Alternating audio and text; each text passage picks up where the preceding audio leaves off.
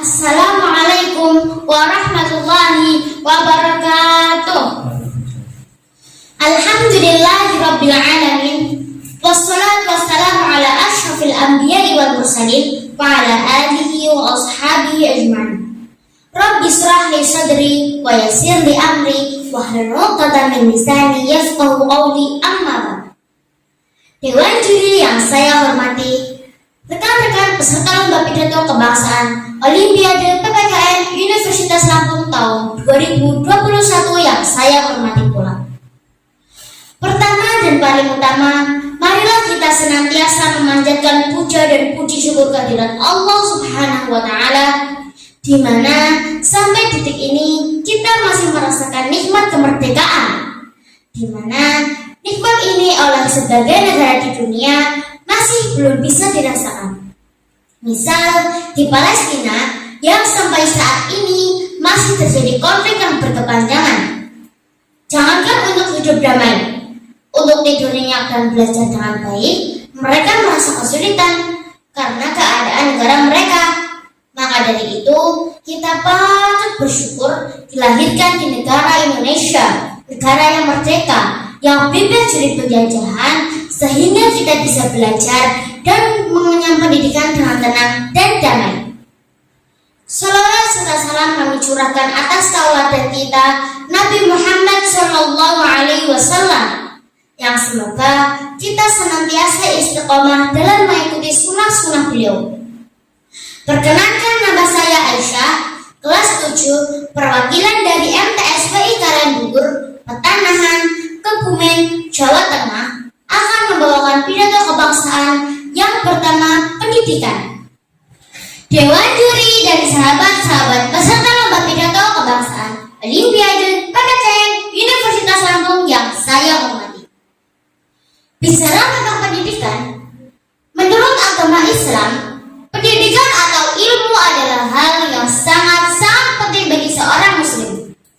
Karena dengan ilmu, kita dapat menjalani kehidupan dengan baik.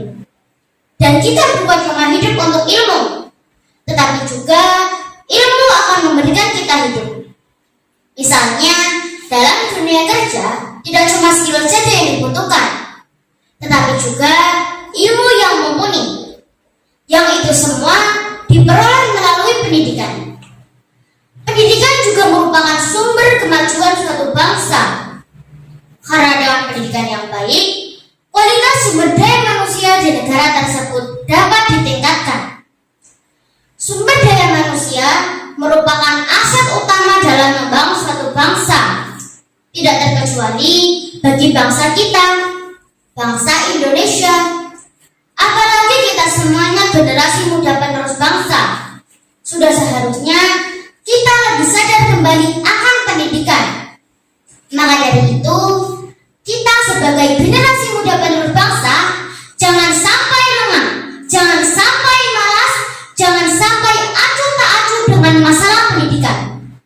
Karena ini masalah besar bagi kita.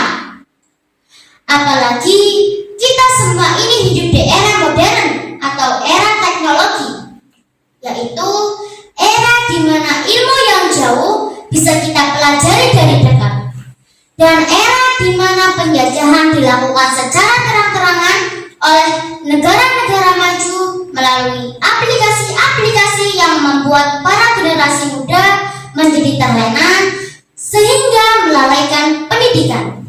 Dewan juri dan sahabat-sahabat peserta lomba pidato kebangsaan Olimpiade PPKN Universitas Lampung yang saya hormati. Menanggapi masalah di atas, saya pribadi mengajak kepada teman-teman semua selaku generasi muda penerus bangsa untuk segera sadar akan permasalahan tersebut. Jangan sampai negara kita yang didirikan dengan susah payah dan banyak mengorbankan nyawa pahlawan kita akan terjajah lagi di era atau zaman ketika kita mengambil alih estafet kepemimpinan bangsa ini. Maka dari itu, saya sekali lagi mengajak kepada teman-teman semua selaku generasi muda penerus bangsa, marilah kita mulai hari ini, mulai menit ini, mulai detik ini, kita susun rencana besar ke depan, yaitu rencana ketika kita diamanahi